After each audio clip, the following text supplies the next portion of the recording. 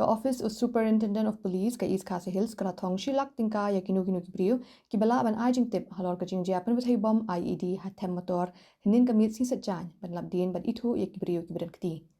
Superintendent of Police Rituraj Ravi ula ong ba ya kan ya ka jing pin with bom la khen kum ka kam le no bat ka bahap hapok ka jing pin saja kat kum ka Unlawful Activities Prevention Act bat ka Explosive Substance Act. Uang bagi brio ka pin tayo ni bom klale ka kam pin triam ka bashir khai bha bat ka balong kum ka jing her thma ya ka chilla.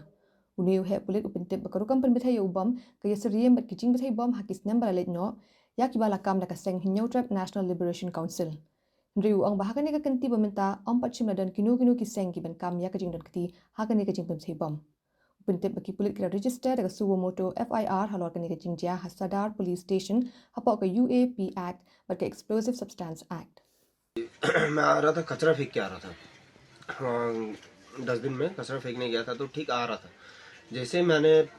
Entry Lee compound के अंदर locality के अंदर entry ली suddenly वहाँ पे बहुत बड़ा धमाका हुआ इतना बड़ा धमाका कि उसने पूरा सब कुछ हिला डाला साइड के घर हिला दिए सब कुछ हिला दिया साइड के घर टूट भी गए हैं लाइट भी टूट गई टीने वीने आके गिरे